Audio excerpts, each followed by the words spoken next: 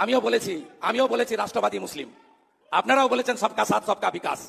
আর বলবো না, বলবো जो हमारे साथ हम उनका साथ, जो हमारे साथ जो हमारे साथ जो हमारे साथ हम उनका साथ, साथ सबका विकास बंद करो, नो नीड সংখ্যালঘু মোর্চা। ভালো থাকুন, জয় শ্রীরাম। আমার প্রায়োরিটি যারা আমাকে ভোট দিয়েছে তাদেরকে নিয়ে। আমি বেলগাছিয়া বস্তিতে যাইও না আর যাবো না আগামী 5 বছর। সংখ্যালঘুরা তো একটা আপনার এলাকার মধ্যে পড়ে এবং তারা যতদিন তারা দূর থেকে অন্যের চোখে বিজেপিকে দেখে তারা সিদ্ধান্ত নেবে, তারা ভোট দেবে। আমরাও আমাদের মতো করে তাদের সম্পর্কে চিন্তা ভাবনা করেছি।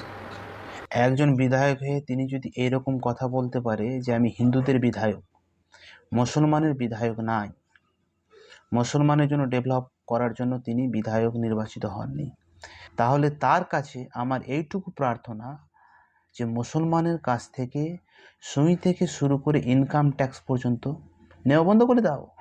কেন নেবে? যখন মুসলমানদের ডেভেলপ নিয়ে তোমাদের সমস্যা, ডেভেলপ করতে পারবে না, তাহলে তাদের কাছ থেকে ট্যাক্স নেওয়া বন্ধ করে দাও।